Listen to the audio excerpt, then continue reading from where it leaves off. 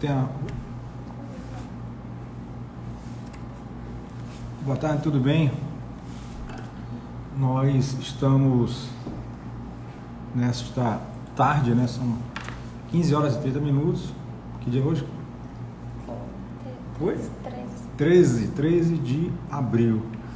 E nós estamos no meio dessa crise gigantesca, né? Nós estamos buscando também enfrentar uma crise que é a crise de comunicação. Todos nós sabemos que existe essa pandemia e todo o seu rastro de sofrimento e dor. Todos nós sabemos também das suas consequências em termos econômicos, em termos sociais. Mas existe uma crise que nós temos que enfrentar também, que é a comunicação. Então, ao longo do tempo, nós desenvolvemos essas mídias sociais, todas essas formas que produzem rapidamente informações e divulgam também, multiplicam também rapidamente. Então, isso tem feito com que muita coisa boa acontecesse, como, por exemplo, hoje à tarde nós poderemos falar com o doutor Onísio Leal, que está lá na Europa. Né?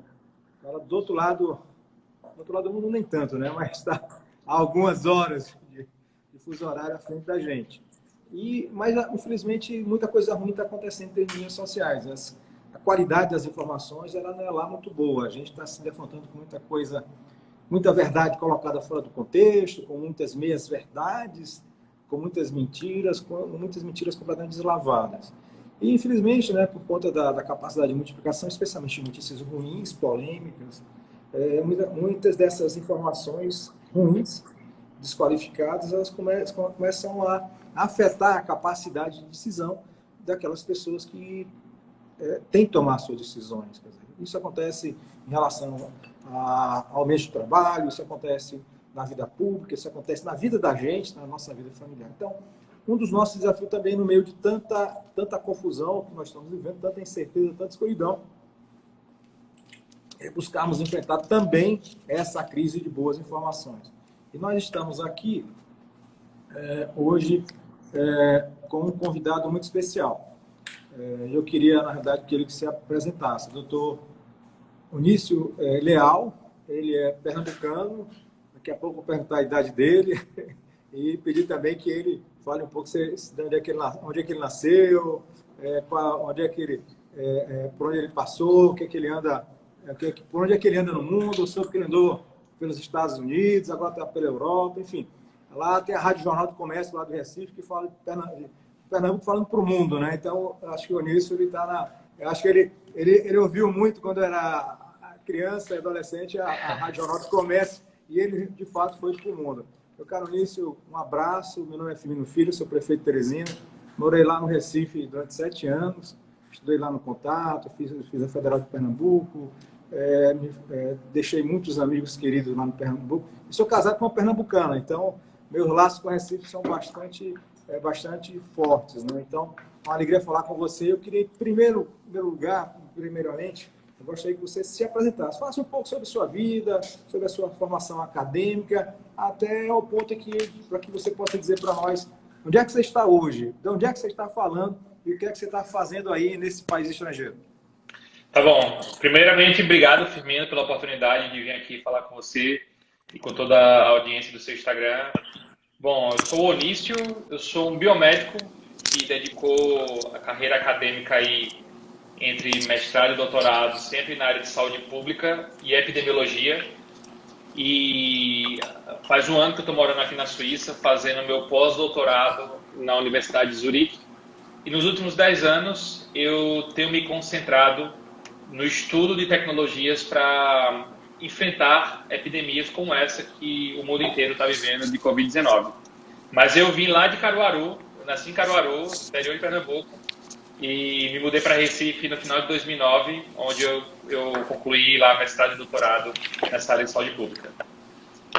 Você é da terra da prefeita Raquel Lira. Isso, exatamente. Da Frente Nacional de Prefeitos.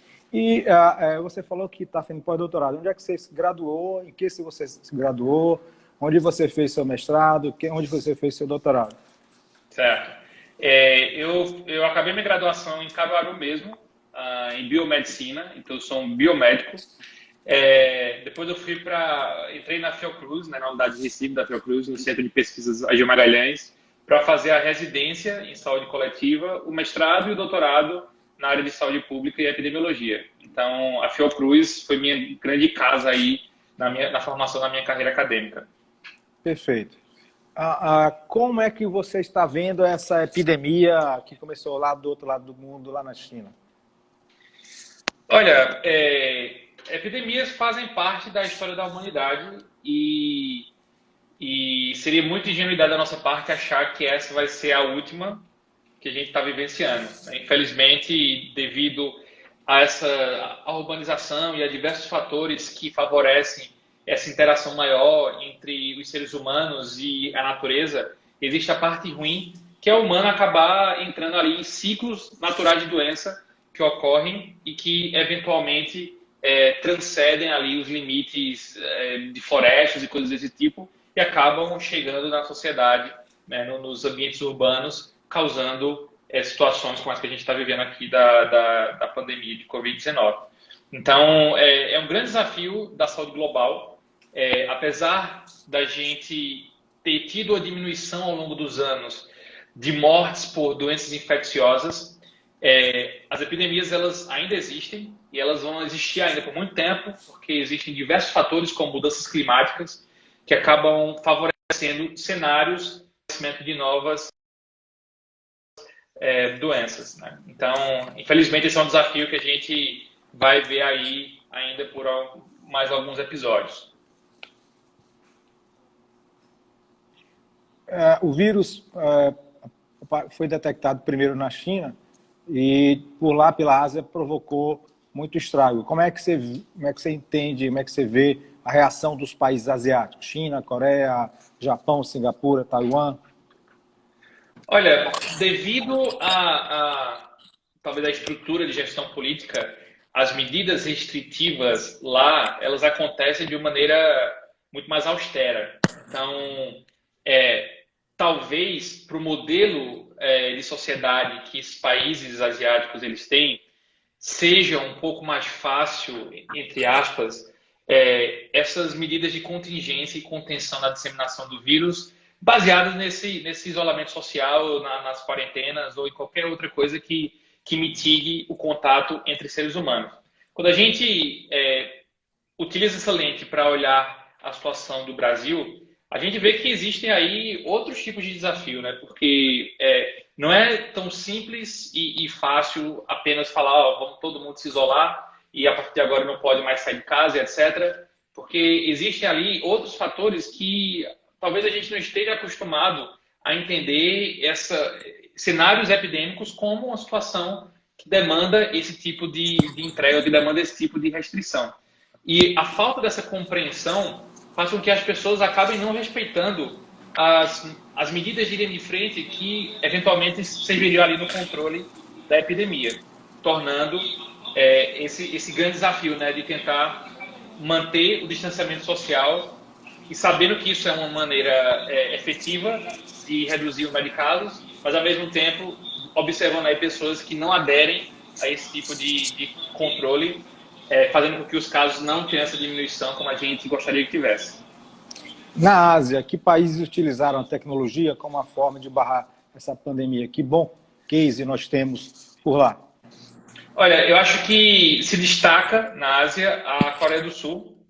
Ela utilizou, assim, nunca existe uma bala de prata, nunca é uma só tecnologia que é implementada. É a combinação de métodos e tecnologias que conseguem gerar um enfrentamento mais eficaz da epidemia. A Coreia do Sul, ela utilizou desde o mapeamento de contatos, né, como a gente está acompanhando aí no noticiário, que, por exemplo, a Apple e o Google vão lançar, né, agora mês que vem, essa nova tecnologia que vai permitir mapear os contatos que pessoas infectadas estão tendo com outras pessoas, para você saber se você entrou em contato em algum momento ali. Então, desde isso, eles utilizaram até estratégias ali adaptadas ao que a gente chama de vigilância participativa. Lembrando que essa técnica de vigilância participativa não é uma coisa nova, ela existe desde 2003, ela surgiu aqui na Europa para entender e controlar epidemias de influenza e ao longo dos anos ela tem sido utilizada em diversos países, em situações de epidemias ou não, mas assim como instrumento na rotina da vigilância epidemiológica desses países. Na Europa, aparentemente aconteceu uma certa arrogância europeia. Na Ásia, os países rapidamente, a China fez uma missão que, se os dados estiverem corretos, foi uma missão bastante difícil de ser cumprida. Quer dizer, a China conseguiu em curto espaço de tempo detectar a existência do vírus, conseguiu fazer um lockdown completo de toda a província, toda a cidade, e conseguiu em curto espaço de tempo fazer o controle da expansão da doença. Bons casos, como você falou, da Coreia do Sul, que tem uma capacidade institucional significativa, com uso extenso de testagem e tecnologia, também fez um grande papel. Singapura também está sendo muito elogiado por essa sua postura. Mas, aparentemente, os países europeus demonstraram um certo descaso em relação a essa pandemia, né? Somente após o que aconteceu na Itália, os europeus passaram a se preocupar. De certa forma, houve uma certa arrogância, né? Achando que os países europeus, com todo o seu poderio, com todas as suas estruturas de hospitais, de primeiro mundo, não teriam dificuldades em enfrentar mais uma que seria uma epidemiazinha, uma gripezinha, uma pneumoniazinha. Você concorda com isso? E na Europa, quais foram os países que se preocuparam com a questão da tecnologia, que estão dando demonstração de que a tecnologia pode fazer a diferença em momentos como esse?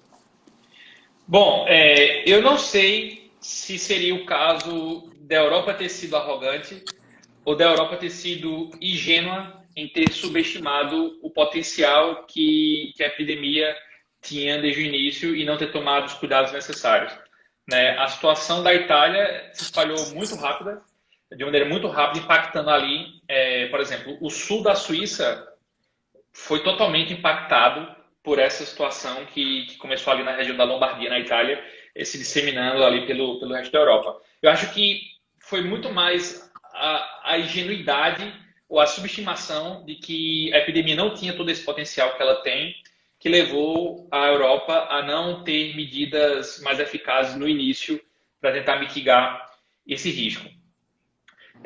Com relação às tecnologias, olhando para essa, assim, a Europa ela tem um grande desafio para qualquer tecnologia, que é a proteção e privacidade dos dados, né?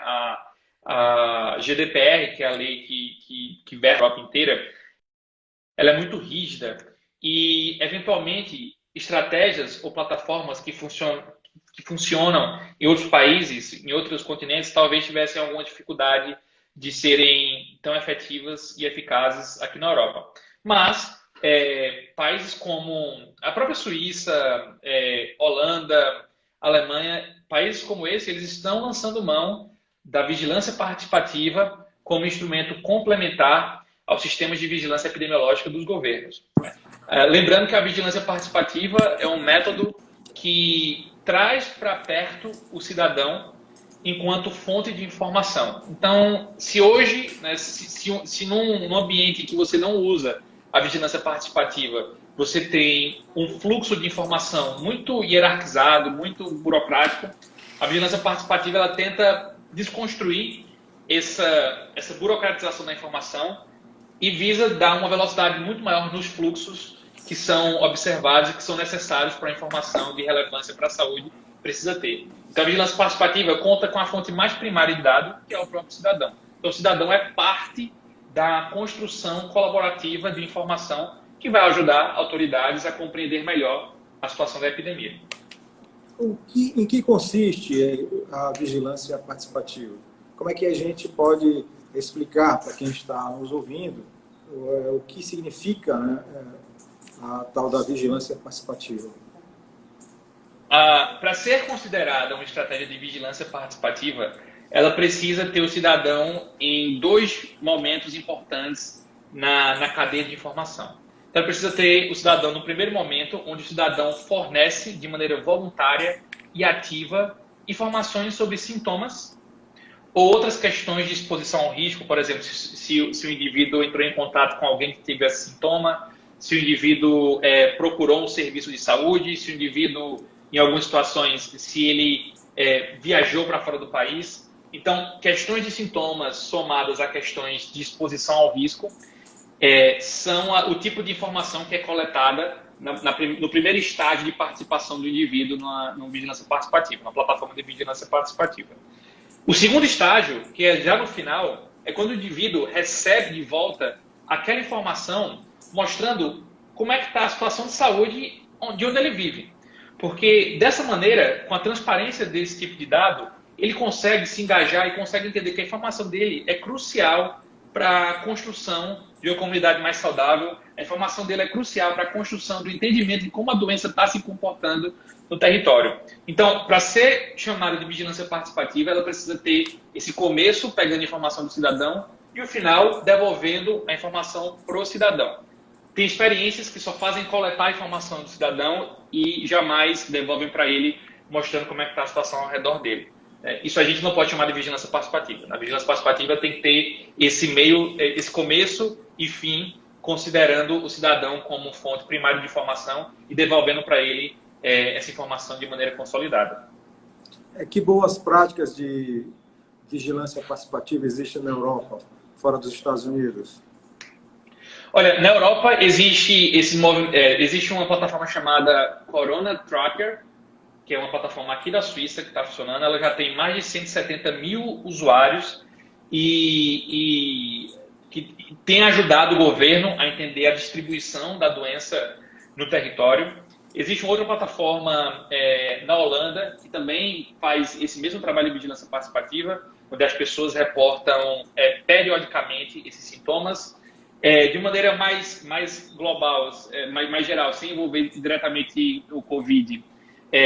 Aqui na Europa existe a InfluenzaNet, que é uma rede de 10 países que participam nesse monitoramento da influenza baseado em vigilância participativa. Então, assim, já são experiências que têm evidências científicas que mostram que funcionam, elas estão bem descritas nos ambientes científicos e eu acho que o Brasil está tendo uma oportunidade muito importante de aproveitar esse momento do coronavírus e trazer também essa tecnologia para complementar os sistemas de vigilância e saúde no enfrentamento da epidemia.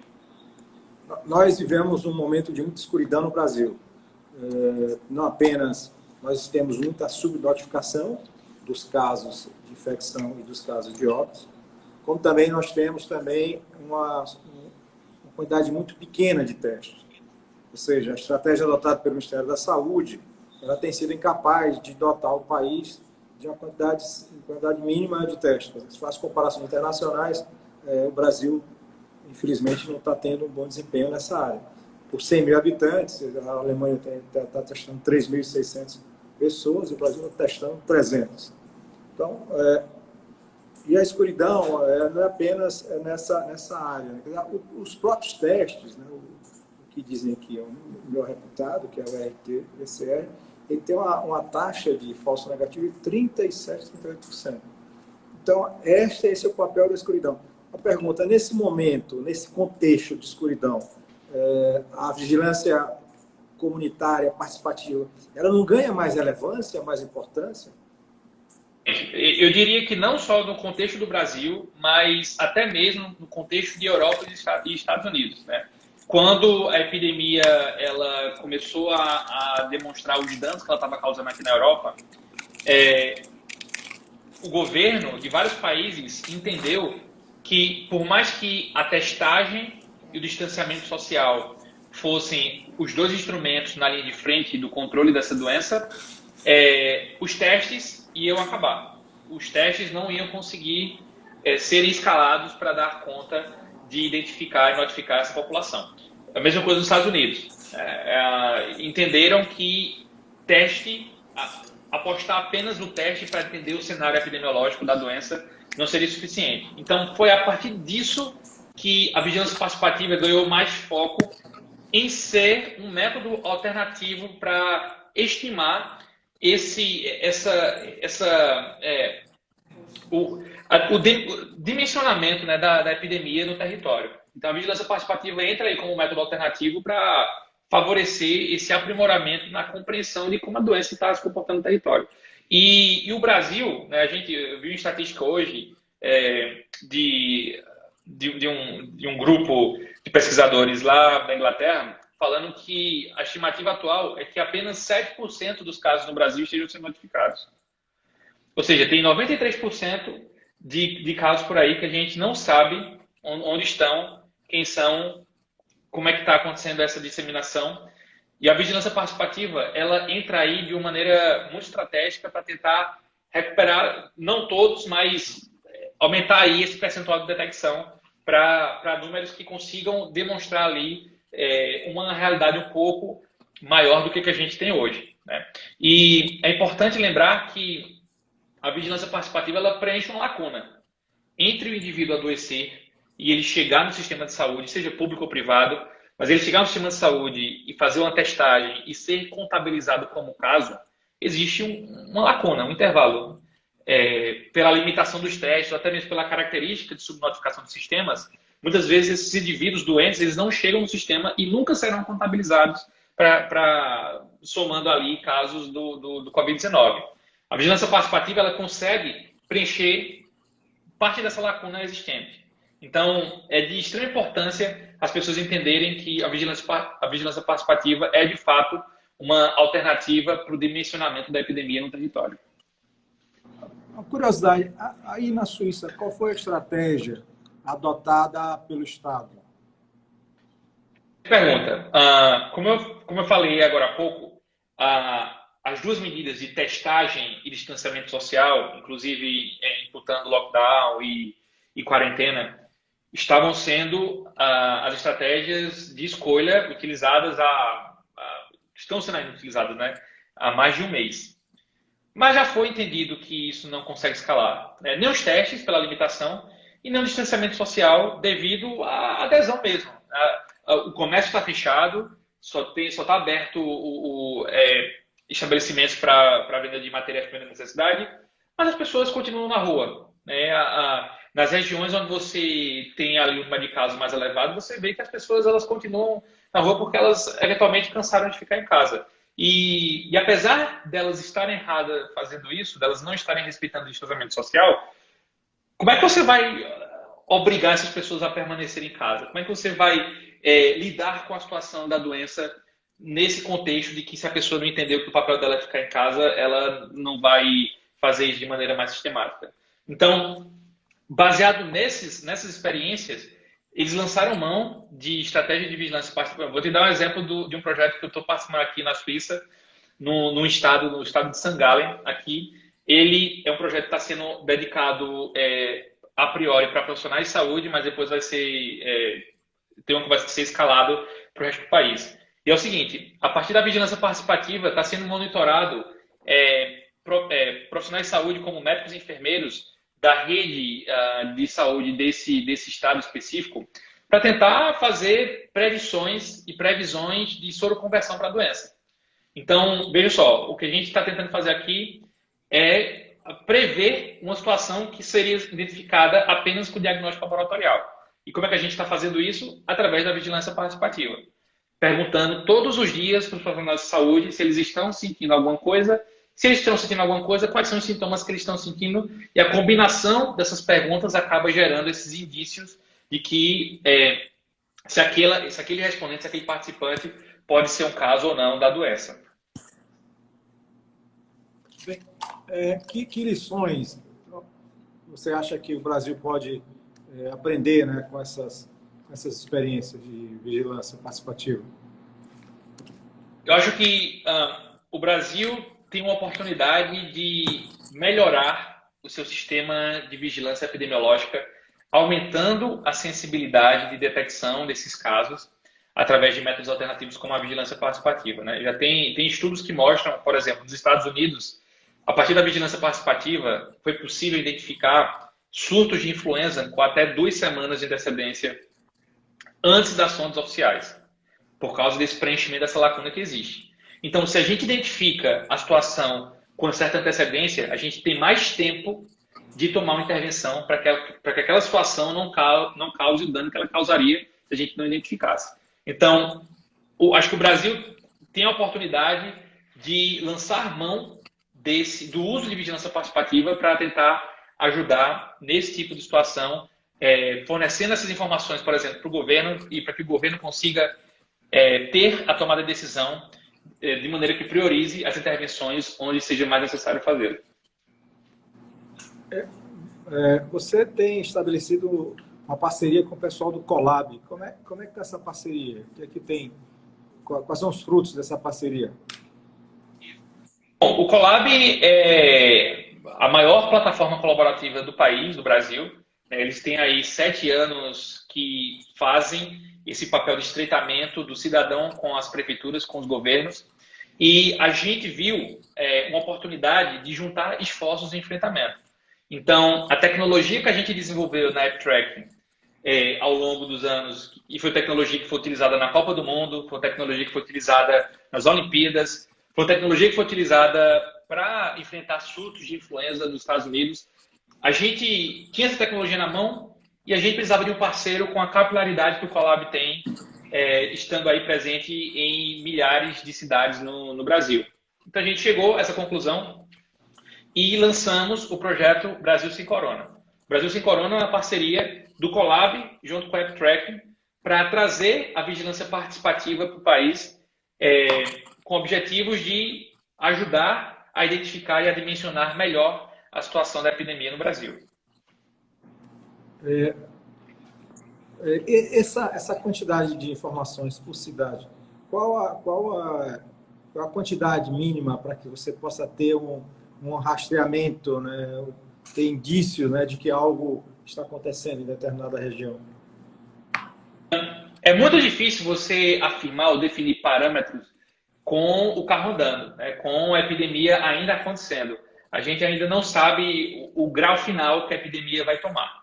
Mas eu vou te falar exemplos que estão publicados na literatura científica que mostram alguns parâmetros de representatividade da vigilância participativa em alguns contextos. Nos Estados Unidos, por exemplo, para as epidemias de 2015 e 2016 de influenza, foram necessários em torno de 45 mil usuários para mostrar ali parâmetros de que a epidemia estava acontecendo antes das fontes oficiais.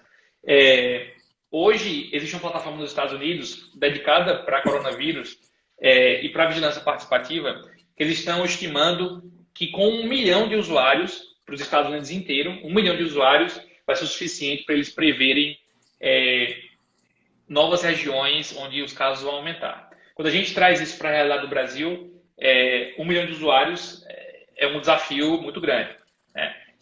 Eu penso que a gente, no Brasil, vai ter uma abordagem, ao invés de tentar mirar o país inteiro, a gente vai começar a ter a abordagem de mirar de maneira segmentada cidades. Cidades com maior participação vão ser aquelas com maior beneficiamento. Porque não é apenas o número de usuários que importa, mas os usuários eles precisam ter uma periodicidade na informação de sintomas e das questões de exposição.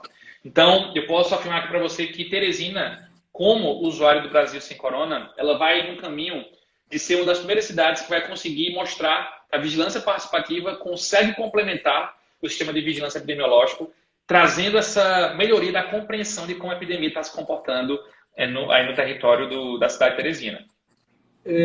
Quantas cidades já estão com dados no seu sistema? Olha, esse número está bem fresquinho. Hoje de manhã eu estava dando uma olhada nisso. No Brasil, existem em torno de 1.100 cidades que já têm usuários dentro do projeto Brasil Sem Corona reportando de maneira periódica seus sintomas. 1.100 cidades. Obviamente que a gente tem uma concentração desse número em algumas cidades, como Teresina, Santo André, Recife, Curitiba, enfim, existem essas cidades que têm uma concentração maior de usuários, mas o Brasil Sem Corona se materializando em mais de 1.100 cidades mostra o potencial que uma ferramenta tem como essa, que uma ferramenta dessa tem de capilarizar sua penetração num país do tamanho do Brasil. Esses dados que você já tem acesso no momento, eles já permitem algum tipo de inferência?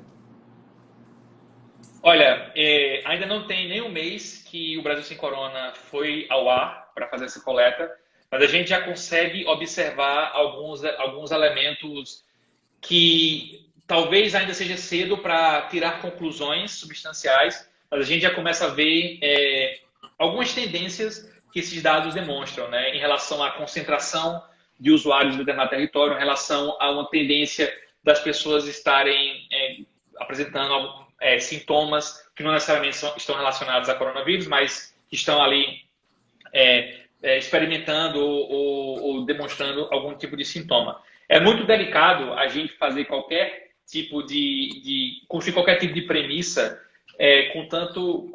com esse tempo curto que a gente tem observado até agora. Mas eu digo que pelo nível de adesão e aderência que os usuários estão tendo ao Brasil Sem Corona, em cidades específicas, a gente já tem condições de avaliar pelo menos a dispersão no território de pessoas com sintomas nesse momento da epidemia. Existe alguma diferença entre essas várias cidades que têm tido a maior participação no projeto Brasil Sem Corona? Você falou em Recife, Curitiba, Santo André, Teresina. Já é possível detectar algum tipo de peculiaridades locais? As coisas que é possível já identificar é que algumas dessas cidades que têm um número maior de usuários na plataforma, algumas delas mostram que tem um desafio grande na tentativa dos usuários se movimentarem menos durante a quarentena, durante o período de distanciamento social. É possível observar, através do Brasil Sem Corona, que alguns usuários têm não estão respeitando como deveriam respeitar essa questão do isolamento social. E isso pode estar relacionado a esses usuários estarem, mesmo que não tenham sintomas ou que tenham sintomas leves, estejam ali disseminando pelo território e eventualmente infectando novas pessoas com a doença. Então, esse é o tipo de resultado que a gente já consegue observar em algumas cidades, né? Essa questão da mobilidade dos usuários que participam de maneira voluntária e ativa do Brasil Sem Corona. Nós temos uma parceria com uma startup chamada Inloco, e através do GPS dos celulares, eles construíram uma taxa de isolamento social. Então, na primeira semana, nós tivemos uma média de 60% de isolamento social. Na segunda semana, caiu para 54%, 55%, 55,3%. E nessa última semana, que foi a Semana Santa, a tendência era de queda, mas graças à sexta-feira, que foi feriado, nós subimos um pouco e terminamos com a mesma média, 55,4%. Então, o grande desafio, né, é manter essa taxa e buscar chegar a uma meta aí de 70%. Não é fácil, basicamente porque existem muitas pessoas que, infelizmente, ainda não acreditam, né, no potencial maléfico dessa praga. E, infelizmente, tem muitas pessoas que não têm a disciplina necessária. Então, essa semana, por exemplo, a gente está reforçando, junto com os órgãos de segurança, a questão da fiscalização dos estabelecimentos comerciais. E não apenas isso, né? A gente está reforçando também a comunicação junto à nossa população, buscando essa conscientização. E na sexta-feira, vai ser também feriado. Teresina completa seu aniversário no dia 16 de agosto, é a nossa data de aniversário, e nós estamos antecipando, fizemos um projeto de lei para a Câmara, esperamos que a Câmara aprove amanhã, antecipando para o dia 17 de abril, que é sexta-feira, ou seja, esperamos que o feriado também sirva para que a gente possa manter e, ao mesmo tempo, a gente possa contribuir, né, com essa estratégia preventiva. O que você poderia falar um pouco sobre a realidade brasileira? O que é que você está observando aí de fora? Bom, a minha perspectiva de novo, né? Não vai existir uma única bala de prata ou a bala de prata como a ferramenta ou a tecnologia ou a inovação que vai enfrentar de uma vez por todas a epidemia. O que é necessário é a combinação entre as tecnologias que respeitam a privacidade do usuário, do indivíduo, do cidadão, mas que ao mesmo tempo consigam fornecer informações estratégicas para a vigilância em saúde, né? Eu trabalhei em vigilância em saúde e Secretaria de Saúde do município, do estado e do ministério. Eu conheço a realidade de perto. Eu vejo que numa situação de crise como essa, os profissionais estão saturados de trabalho, saturados de uma pressão que existe para identificar esses novos casos, e apenas jogar uma nova tecnologia na rotina desses profissionais não é o suficiente para garantir que a tecnologia vai ser utilizada ou vai ser benéfica para o enfrentamento da epidemia. Então, acho que a combinação entre tecnologias que existem e que já se tenha evidências científicas de que elas funcionam durante uma situação de crise, durante a epidemia, esses instrumentos eles precisam ter uma convergência para conseguir, de um lado, preservar a privacidade do cidadão, mas também, do outro, ajudar o governo, as prefeituras, a ter ali armas de enfrentamento para o Covid-19. Só para concluir, eu acho que o Brasil tem muitas iniciativas inovadoras, coisas que já existiam, coisas que estão existindo por causa da epidemia. Eu acho que o que precisa ficar claro é que a gente precisa evitar o que aconteceu em 2016. Em 2016, durante a epidemia do Zika, houve uma epidemia de aplicativos também. Então, todo mundo queria criar seu próprio aplicativo, todo mundo queria criar e usar, no meio da agonia da epidemia, sua plataforma tecnológica, muitas vezes sem estar validada, muitas vezes como um protótipo. E eu acho que, nesse momento, não é hora de utilizar protótipos. E, nesse momento, a combinação dessas tecnologias, que o Brasil dispõe de muitas delas, precisa ver, de fato, a utilidade, de fato, a relevância que essas tecnologias têm para conseguir ajudar no combate aí nessa luta contra o Covid. Aqui em Teresina, os dados já permitem que a gente tenha algum tipo de pista, saber o que está acontecendo na cidade? Sim, os dados de Teresina. Teresina tem um perfil de usuário muito comprometido em estar reportando ali. Eu acho que a prefeitura tem feito um trabalho excelente na divulgação da plataforma Colab como o canal de formação para esse tipo de situação. E no caso de Teresina, a gente tem uma excelente representatividade no território. Então, em Teresina, diferente de outras cidades, eu não tenho uma concentração de usuários do Brasil Sem Corona numa região específica. Mas sim, eu tenho uma distribuição de maneira um tanto quanto homogênea no território como um todo. Isso é muito bom porque deixa a rede mais sensível para que se comece acontecendo ali um aumento na tendência de pessoas com sintomas compatíveis com Covid-19, a gente consiga identificar isso de maneira mais rápida, né? Então, eu diria que hoje Teresina tem como ser um exemplo de cidade que utiliza a vigilância participativa como ferramenta complementar ali do sistema de vigilância. Como é que a gente pode aumentar esse engajamento, né, dentro desse projeto? A vigilância participativa ela está baseada no usuário, no cidadão. Então, ele precisa estar engajado nessa causa e, para ele se engajar, ele precisa entrar na plataforma Colab, reportar ali se ele está sentindo alguma coisa, se possível, todos os dias, né? Mesmo que ele não esteja sentindo nada, é importante a gente saber o número de saudáveis, porque isso faz diferença nas contas que a gente vai fazer, de prevalência e incidência. Então, é importante a gente capturar a informação do saudável também. E se o usuário ele participa todos os dias, reportando uma vez por dia é o suficiente. Se ele reportar uma vez por dia se ele está com algum sintoma ou não e qual o sintoma que ele está sentindo, isso aí vai ajudar bastante a gente ter dados que vão conseguir mostrar para a Prefeitura de Teresina para onde que o risco da epidemia vai estar se deslocando ali no território. Perfeito. A Prefeitura tem buscado divulgar ao máximo a existência do projeto. Então, nós vamos buscar intensificar também nessas próximas semanas. A gente vive um momento de muita atenção. Basicamente, o vírus entrou no país pelos aeroportos internacionais. Então, temos um foco muito grande em São Paulo. Na sequência, Fortaleza, Rio de Janeiro, Fortaleza, Distrito Federal e Manaus.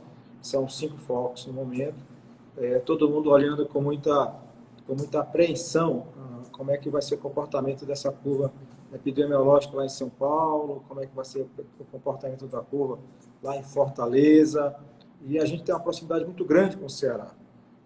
Existe a famosa Serra do Ibiapaba, que divide o Piauí do Ceará, e basicamente grande parte, né, dos municípios da fronteira do Ceará já tem algum tipo de infecção.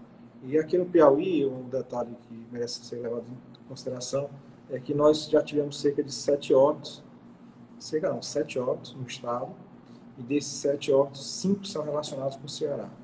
Então, eventualmente, quer dizer, existe um indício, né, de que a chegada do vírus no nosso estado, na nossa cidade, foi através, fortemente, do Ceará e um pouco, né, secundariamente, através de São Paulo, Rio de Janeiro e Distrito Federal.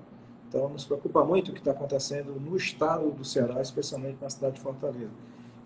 Eu acredito que várias medidas foram tomadas aqui, especialmente isolamento. A gente tem essa dificuldade de manter um bom índice de isolamento. Almejamos 70%, mas estamos conseguindo apenas 55%. E, ao mesmo tempo, a gente busca, de alguma forma, construir, apesar das limitações de testes, apesar de limitações de informações, a gente está buscando construir uma percepção dessa curva epidemiológica nossa, baseada no que está acontecendo lá fora, né? São Paulo já começa o processo de aceleração. O entendimento das autoridades sanitárias e dos especialistas é de que essa curva vai ser acelerada descontroladamente nas próximas semanas e deverá levar a nocaute o sistema de saúde pública daquele estado, daquela cidade, aliás.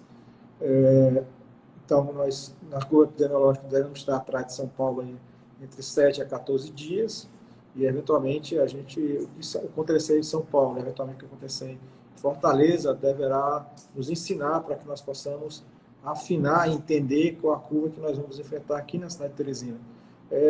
Aí de fora, como é que está a sua visão sobre esses acontecimentos nesses vários polos, nesse país que é tão gigantesco como o Brasil, que tem realidades distintas, né, que tem polos distintos, né?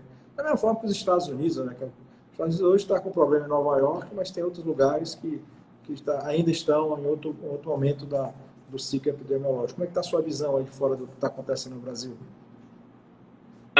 Bom, acho que a situação da epidemia no Brasil, ela tem algumas características que são muito peculiares com vários elementos naturais do Brasil, né?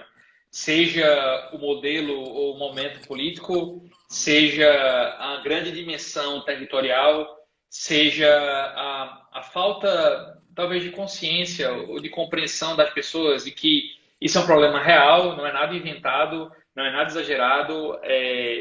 O Covid está matando, está colocando muita gente em UTI. E acho que a conjuntura desses diversos fatores cria um desafio ainda maior no Brasil para ter essa contingência, né? Tem estudos que mostram que mesmo fazendo o lockdown, mesmo tomando as medidas de quarentena e distanciamento social, a segunda onda de picos vai existir. E cada agente tentar entender como é que vai ser essa história. Se a gente não está fazendo nosso dever de casa, aquelas pessoas que não estão aderentes às medidas de controle possíveis de serem feitas nesse momento, e se está acontecendo tudo isso, imagina quando vier uma segunda situação, quando vier uma segunda onda. Então, acho que é muito desafiador. O Brasil, talvez, pelo tamanho do país que essa taxa de 7% de subnotificação, ou melhor, essa taxa de só notificar 7% dos casos é muito preocupante, porque isso deixa um completo escuro sobre qual é a real dimensão que a epidemia tem no país. E se o cidadão não fizer a parte dele, seguindo ali experiências exitosas em outros países, né, que já demonstraram terem efeito, como por exemplo, o distanciamento social, se não existir essa adesão e essa aderência nisso, a gente, além de não saber como é que a epidemia vai estar no país por causa dessa subnotificação, a gente ainda vai ter danos e impactos negativos ainda maiores do que a gente está vendo hoje. Qual é o seu cenário para o Brasil nas próximas semanas? Qual é o seu cenário para o mundo? Qual é o seu cenário para a Europa? Qual é o seu cenário mais provável para a Suíça? Olha, isso é uma pergunta difícil, porque eu acho que a busca de todos os pesquisadores e cientistas é tentar achar essa bola de cristal. E, infelizmente, ninguém conseguiu ainda achar essa bola de cristal para prever casos, seja na Europa, seja na África, seja na América do Sul. O que eu tenho observado aqui na minha rotina, no meu dia a dia, é que a Suíça ela está entrando num declínio de novos casos. Já vai fazer essa semana vai completar a segunda semana em que o número de novos casos tem diminuído. A Suíça, que foi, em um momento da epidemia, o país em maior número de casos per capita, ela está conseguindo fazer isso. Existe já uma narrativa, né, informações do governo que as medidas de distanciamento social, as mais drásticas, né, elas seriam pausadas no dia 26 de abril, mas até lá as coisas precisam continuar para que a gente observe essa diminuição no número de casos de maneira sistemática, né? Então, até lá, dia 26, isolamento e distanciamento social, e isso parece estar sendo o motivo desses casos estarem diminuindo, né? E fazer com que... Há quanto tempo vocês estão de quarentena? Olha, a gente entrou em quarentena, bom, eu confesso que faz um tempo que eu não vou lembrar mais, mas acho que foi em torno do dia 20, 25, 23 Foi no final de fevereiro ainda. Bom, eu não vou lembrar o certo, mas já faz mais de um mês, certeza. E a gente perde um pouco a noção de tempo, né? Quando a gente entra na quarentena, porque parece que não existe mais fim de semana e dia útil, né? Tudo é uma coisa só agora. Nós temos aqui o nosso isolamento, nossa quarentena começou com 3 semanas.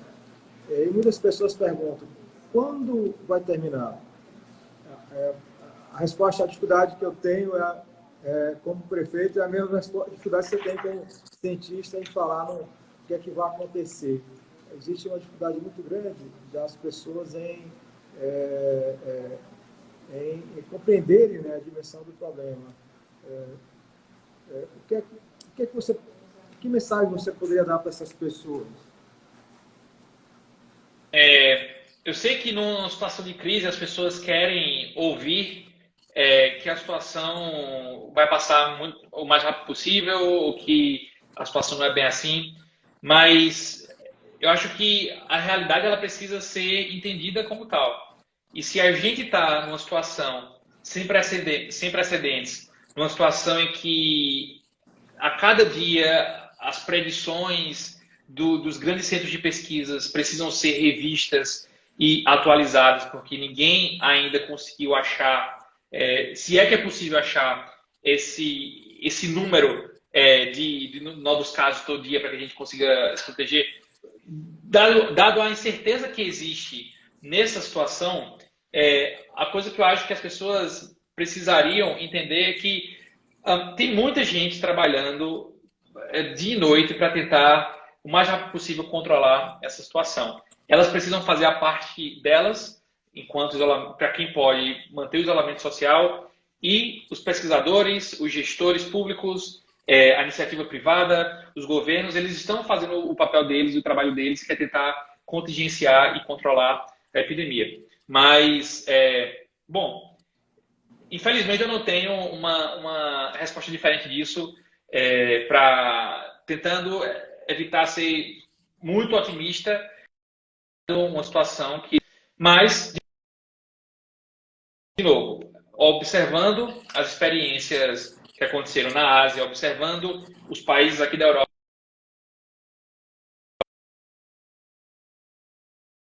de distanciamento social, por enquanto, são aí elencadas como responsáveis por diminuir esses casos.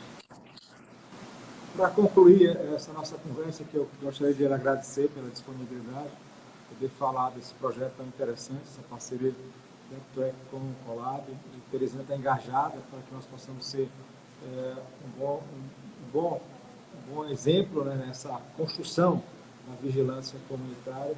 Para concluir, você é otimista em relação ao futuro? Que futuro nos espera do outro lado dessa pandemia? O que é que nós podemos esperar do outro lado desse túnel?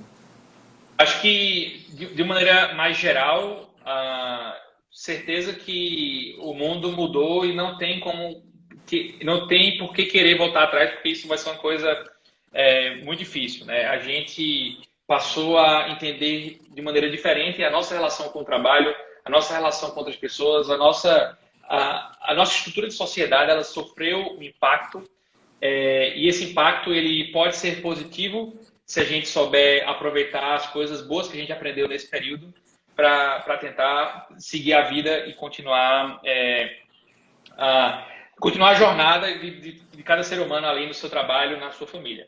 Com relação à saúde, eu acho que o grande aprendizado e o grande presente que a gente vai ter depois dessa epidemia, se é que a gente pode ter um presente depois de uma epidemia, como a inovação foi importante, né? Como as novas tecnologias, as tecnologias que já existem com a vigilância participativa desde 2003, mas que estão sendo implementadas agora, como elas foram importantes no enfrentamento disso, né? Eu sou otimista para falar que certamente essas tecnologias que a gente não tinha ou que não eram utilizadas em momentos anteriores, elas vão ajudar bastante a controlar isso, controlar e ajudar no enfrentamento dessa doença hoje. E quando a gente tiver novas situações que estão por vir, porque as epidemias não vão parar de acontecer, infelizmente, a gente vai estar muito mais preparado para lidar com elas quando esse futuro chegar. Gostaria de agradecer, meu caro ministro Leal, a sua participação, a sua disposição. A gente está aí do outro lado não, daqui, aí em Zurique, na Suíça, à disposição para que a gente pudesse falar sobre um conceito tão inovador, né, tão diferente, que é esse conceito de vigilância comunitária, vigilância participativa. Então, Teresina tem uma boa tradição de participação comunitária e nós vamos fazer um apelo para a cidade, para o movimento comunitário, para os nossos jovens, para a nossa liderança, para que nós possamos ter um bom desempenho, que nós possamos internalizar esse conceito, né? Que nós possamos fazer desse conceito um instrumento importante, não apenas para o enfrentamento presente, mas também para que ao longo do tempo a gente possa se utilizar desse conceito para o enfrentamento de outras epidemias. Todos nós sabemos que existem várias epidemias que ciclicamente se abatem sobre o nosso país, e é importante que a gente possa desenvolver institucionalmente, tecnologicamente e também culturalmente o nosso país para que a gente possa ter bons enfrentamentos e possamos ter boas vitórias. Certo? Então, gostaria de agradecer, um grande abraço, felicidade e aí depois a gente se encontra. Vamos se reencontrar lá na frente, tá certo? Vamos comer uma agulha frita lá no Recife. Vamos sim. Obrigado, Firmino, pela oportunidade. Para todos que estão assistindo, brasilsemcorona.com.br, se engajem nessa plataforma porque ela vai ajudar certamente no enfrentamento do coronavírus no Brasil. Um abraço. Tchau, um abraço. Tchau.